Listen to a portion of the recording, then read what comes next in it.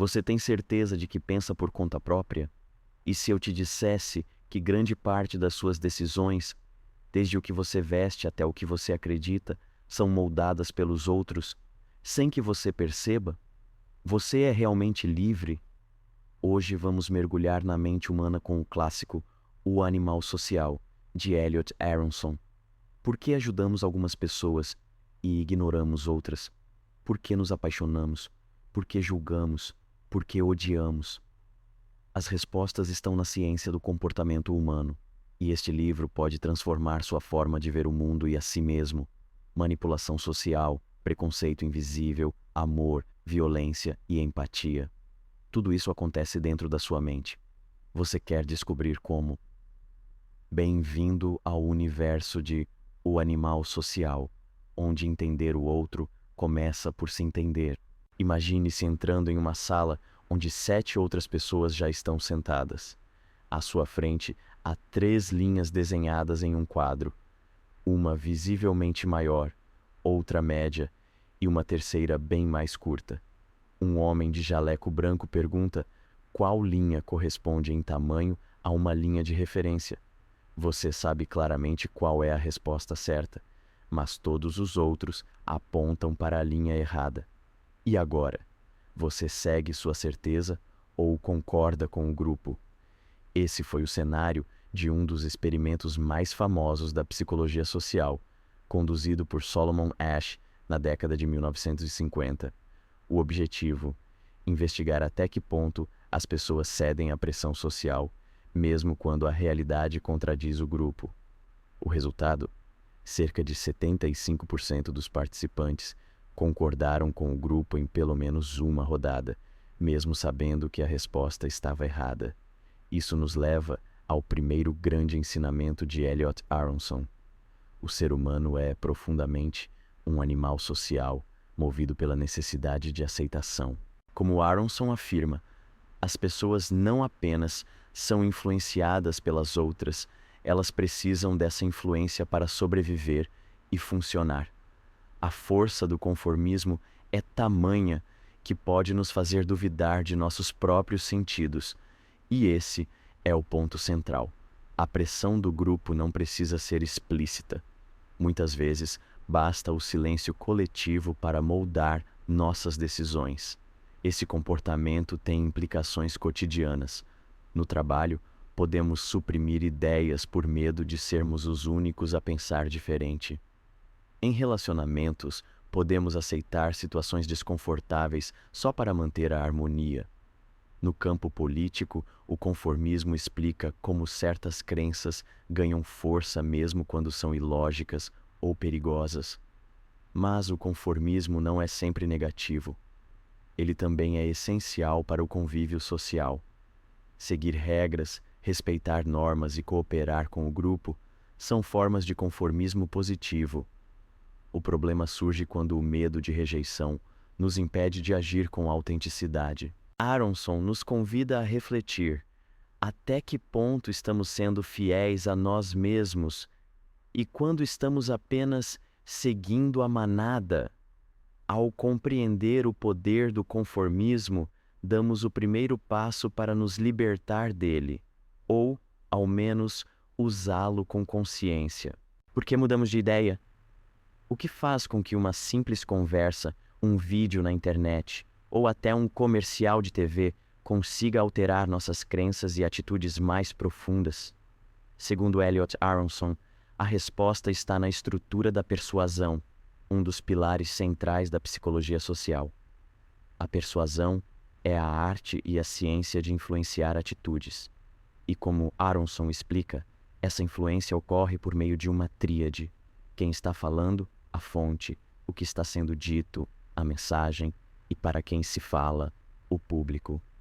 Experimentos conduzidos por Carl Hovland na Universidade de Yale mostraram que fontes consideradas credíveis, especialistas e figuras com autoridade têm maior poder de convencimento. Mas, curiosamente, a atratividade também importa. Pessoas carismáticas, simpáticas ou com aparência confiável tendem a ser mais persuasivas, mesmo que não sejam especialistas. Aronson ressalta: uma mensagem racional pode convencer, mas é a emoção que faz as pessoas agirem. Isso nos leva à importância do apelo emocional. Mensagens que evocam medo, empatia, humor ou indignação têm mais chances de impactar o público. No entanto, há um ponto de equilíbrio. Se o medo for excessivo e não oferecer uma solução clara, ele pode gerar rejeição. A maneira como a mensagem é apresentada também importa. A repetição aumenta a familiaridade, o que gera mais aceitação. Esse fenômeno é conhecido como efeito da mera exposição. Além disso, quando as pessoas estão distraídas ou cansadas, são mais suscetíveis a argumentos superficiais, o que explica a eficácia de propagandas curtas e repetitivas. Mas o processo não termina com a recepção da mensagem. A mudança de atitude depende da motivação do receptor em pensar sobre o assunto. Segundo o modelo de probabilidade de elaboração, existem duas rotas para a persuasão: a rota central, baseada na análise lógica e crítica, e a rota periférica, baseada em pistas superficiais como aparência, slogans e emoções. E, no contexto do desenvolvimento pessoal, isso nos convida a refletir sobre como absorvemos informações diariamente. Estamos sendo convencidos pela razão ou por atalhos mentais? Estamos refletindo de forma crítica ou apenas reagindo a estímulos imediatos? A boa notícia é que, ao compreender os mecanismos da persuasão, podemos nos tornar menos manipuláveis e também mais eficazes ao transmitir nossas próprias mensagens com ética e empatia. Aronson conclui: a mudança de atitude é mais duradoura quando a pessoa sente que chegou à conclusão por conta própria. A verdadeira persuasão não impõe, ela convida à reflexão. E essa é uma ferramenta poderosa para quem busca crescimento, autenticidade e impacto no mundo. Você já se pegou justificando uma escolha errada só para não admitir que errou? Ou talvez tenha persistido em uma decisão claramente falha porque mudar de ideia parecia ainda pior? Esse é o território da dissonância cognitiva, um dos conceitos mais fascinantes da psicologia social, desenvolvido por Leon Festinger e amplamente explorado por Elliot Aronson. A dissonância cognitiva ocorre quando temos duas ideias conflitantes na mente, ou quando nosso comportamento contradiz nossas crenças.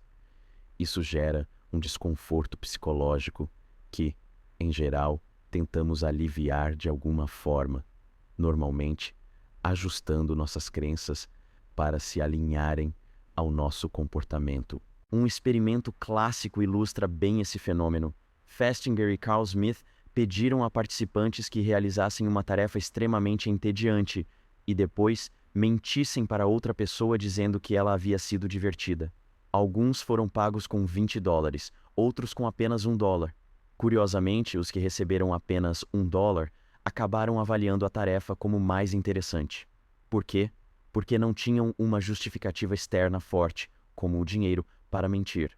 Para reduzir a dissonância entre mentir e sou uma pessoa honesta, reavaliaram a experiência como positiva.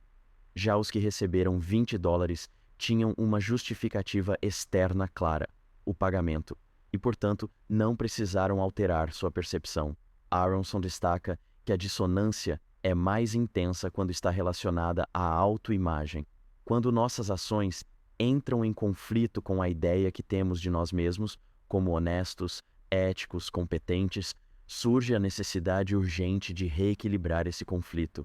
Ele escreve: a motivação para reduzir a dissonância é mais forte quando o que está em jogo é a integridade do eu.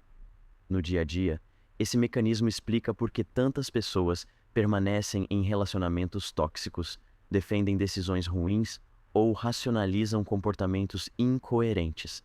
É mais fácil adaptar a crença do que encarar a dor de admitir um erro, mas nem tudo é negativo. A dissonância cognitiva também pode ser uma força poderosa para o crescimento.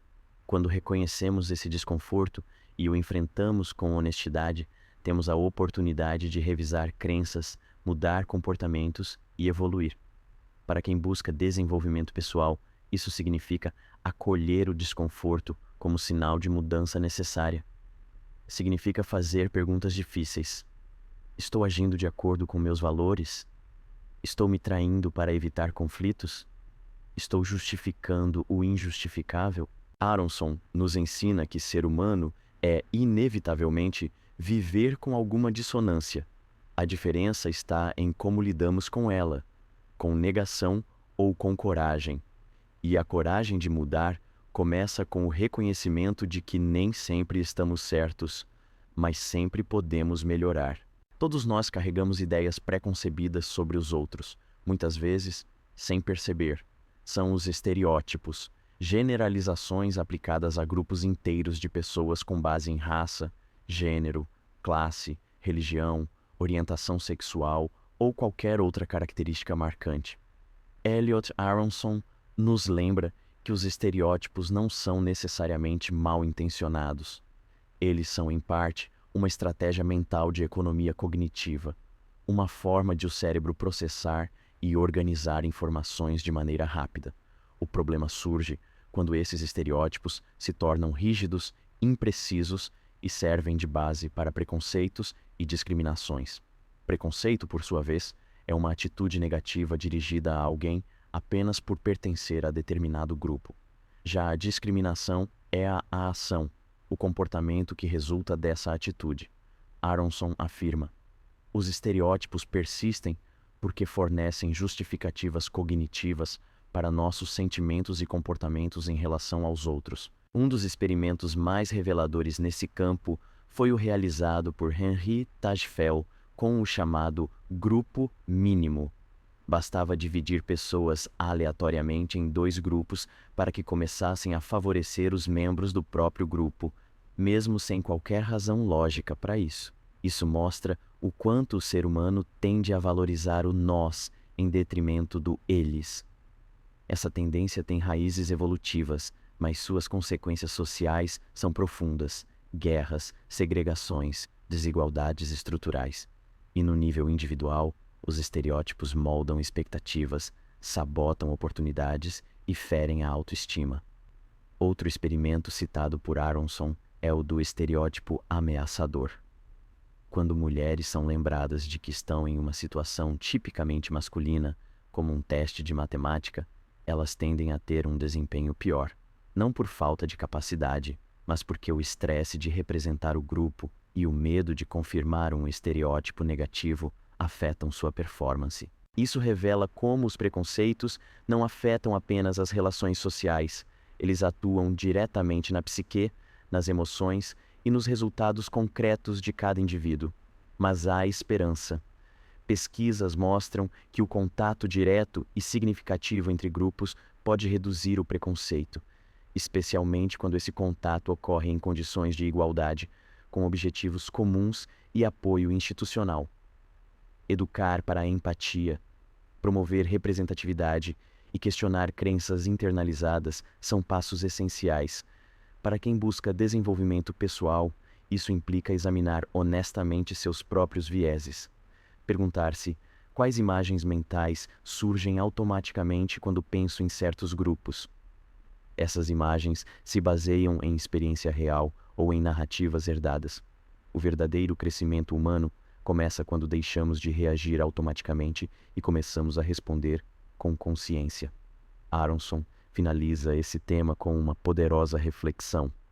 As pessoas não odeiam o que entendem. Conhecimento, empatia e convivência são os antídotos mais eficazes contra os venenos do preconceito, e cada um de nós tem um papel nesse processo.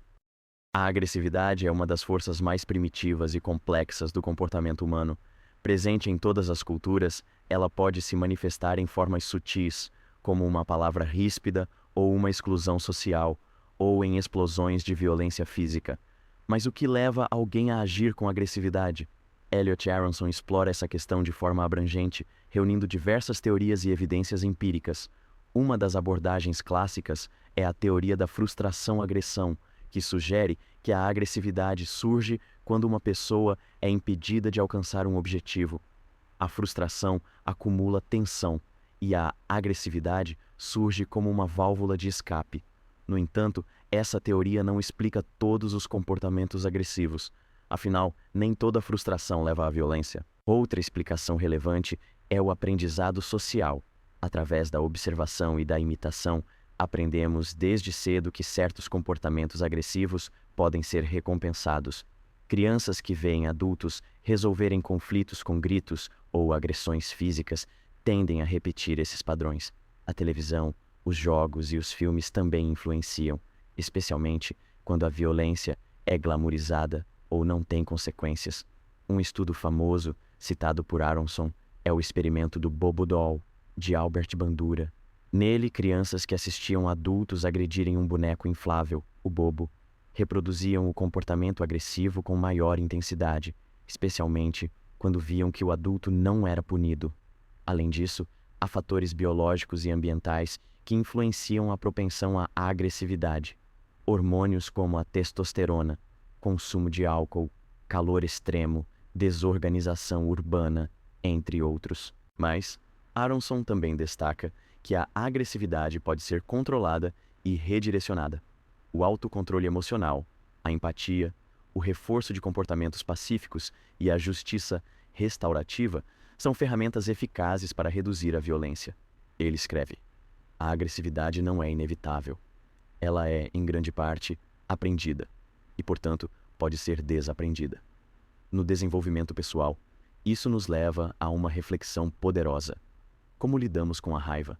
Reagimos automaticamente ou conseguimos canalizar esse impulso de forma construtiva? Sabemos reconhecer os gatilhos que nos levam à hostilidade? Reconhecer a agressividade em nós mesmos não é um sinal de fraqueza. É um passo essencial para o autoconhecimento e a transformação. Aronson nos convida a compreender que a paz não é a ausência de conflito, mas a escolha consciente de não transformar esse conflito em destruição. E essa escolha começa dentro de cada um de nós. Em um mundo marcado por conflitos e individualismo, os atos de generosidade e compaixão nos lembram de que também somos capazes de cuidar, ajudar e proteger uns aos outros. Mas por que ajudamos? O que nos motiva a agir em benefício de alguém, mesmo quando isso implica sacrifício pessoal?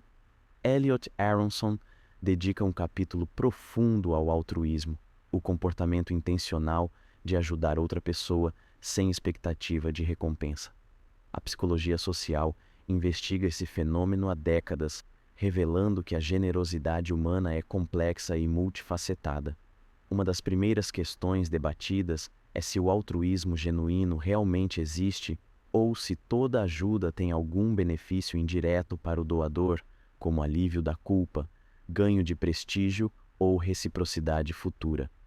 Independentemente da motivação, os comportamentos pró-sociais são essenciais para a coesão e sobrevivência dos grupos humanos, e eles são aprendidos desde cedo, por meio de modelagem, reforço e cultura. Aronson destaca o chamado efeito espectador, um dos achados mais impactantes da psicologia social.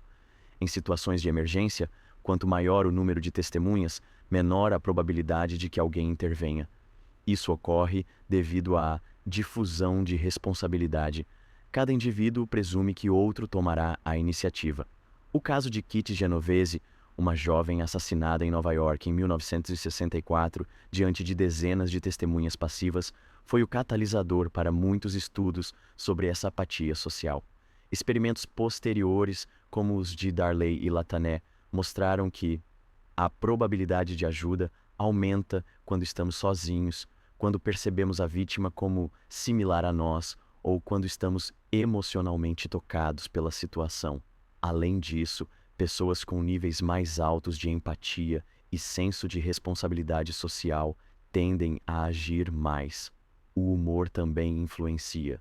Estar de bom humor aumenta a disposição para ajudar. Aronson escreve: a empatia é talvez o mais poderoso motivador do comportamento altruísta. Quando sentimos a dor do outro como se fosse nossa, agir torna-se quase inevitável. No caminho do desenvolvimento pessoal, isso nos desafia a sair da indiferença, a prestar atenção nas necessidades ao nosso redor, a cultivar a empatia como prática diária e não apenas como discurso. Ser altruísta não é anular-se, é expandir o círculo do cuidado para além do ego. E ao fazer isso, fortalecemos o tecido social. e, paradoxalmente, também a nós mesmos. Ajudar não nos torna fracos, nos torna humanos. Poucos temas despertam tanto interesse quanto o amor, e poucos são tão fundamentais para a nossa experiência como seres humanos.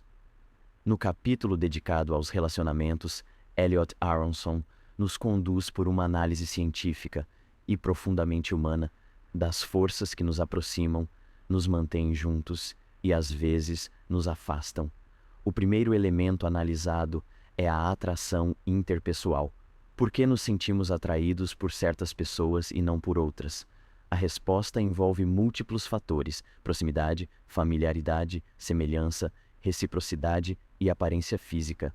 Aronson destaca que a proximidade física aumenta significativamente as chances de conexão. É o chamado efeito da exposição, já estudado em contextos como escolas, ambientes de trabalho e vizinhanças. Estar perto aumenta a familiaridade, e a familiaridade gera afeição. A semelhança também tem papel central. Gostamos mais de pessoas que compartilham valores, interesses, estilos de vida e até padrões linguísticos semelhantes aos nossos. Isso nos dá a sensação de validação e pertencimento. E, claro, a reciprocidade é essencial. Saber que alguém gosta de nós desperta, automaticamente, sentimentos positivos em relação a essa pessoa. Como afirma Aronson, poucas coisas aumentam tanto a atração quanto saber que somos admirados. A aparência física, embora muitas vezes subestimada no discurso, tem forte impacto nas primeiras impressões. Estudos mostram que pessoas consideradas fisicamente atraentes são vistas como mais inteligentes, gentis e competentes, um viés chamado efeito halo. Isso não significa que o amor seja superficial, mas sim que o julgamento inicial pode ser influenciado por fatores visuais. Aronson também diferencia dois tipos de amor: o amor romântico, intenso, apaixonado, emocionalmente instável, e o amor companheiro, profundo, estável, baseado na intimidade e no compromisso. Ambos têm importância na construção de vínculos, mas é o amor companheiro que sustenta relacionamentos duradouros. Um ponto interessante levantado por Aronson é o papel da vulnerabilidade. Mostrar imperfeições e fragilidades, o chamado efeito pratfall, pode aumentar a atração, pois humaniza e aproxima.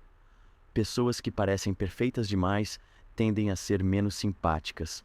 Na jornada do desenvolvimento pessoal, compreender a psicologia dos relacionamentos nos permite agir com mais consciência. Em vez de idealizar ou reagir automaticamente, podemos cultivar conexões mais saudáveis, baseadas na empatia, na honestidade e no respeito mútuo. O amor não é apenas sentimento, é escolha, é construção, é diálogo. E como todo processo humano, pode ser estudado, compreendido e aprimorado. Amar melhor também é uma forma de crescer. Quem somos nós? Essa questão aparentemente simples revela uma das maiores complexidades da condição humana.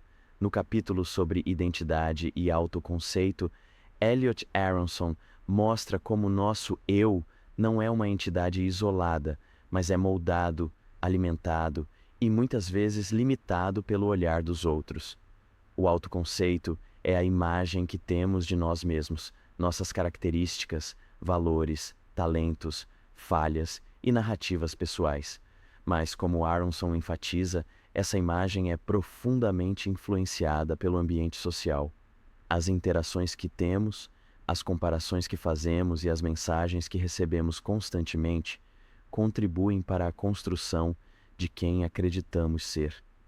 Um conceito-chave nesse processo é a autopercepção.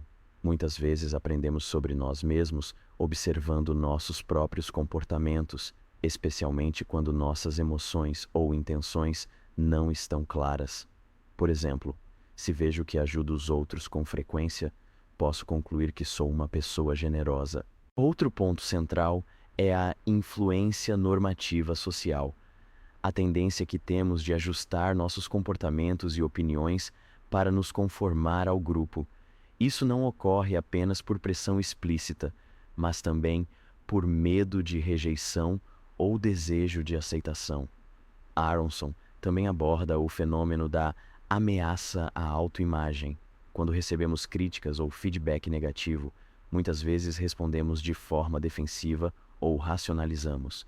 Afinal, proteger a identidade é um mecanismo de autopreservação, mas também há espaço para crescimento. Ele mostra que o autoconceito é flexível e pode se transformar com novas experiências, reflexões e mudanças no ambiente. A chave está na consciência, reconhecer quando estamos agindo com autenticidade e quando estamos apenas desempenhando papéis para agradar aos outros. Na era das redes sociais, essa reflexão ganha ainda mais força. Constantemente comparamos nossos bastidores com os destaques da vida dos outros, criamos avatares idealizados de nós mesmos e muitas vezes confundimos validação externa com valor pessoal. Aronson nos convida a recuperar o eu essencial, aquele que permanece intacto mesmo fora dos palcos sociais. Ele escreve: somos moldados por aqueles ao nosso redor, mesmo quando pensamos que somos únicos. No desenvolvimento pessoal, essa consciência é libertadora. Permite-nos fazer escolhas mais alinhadas com nossos verdadeiros valores. Ajuda-nos a distinguir a voz interior das expectativas externas e incentiva-nos a viver com mais autenticidade. Ser você mesmo em um mundo que constantemente te empurra para ser outra coisa é um ato de coragem e também de profundo autoconhecimento. Ao longo de O Animal Social, Elliot Aronson nos leva a uma jornada reveladora sobre o comportamento humano. Mais do que apenas fornecer dados e teorias, ele nos mostra como a psicologia social é uma lente poderosa para entender não apenas os outros, mas, acima de tudo, a nós mesmos.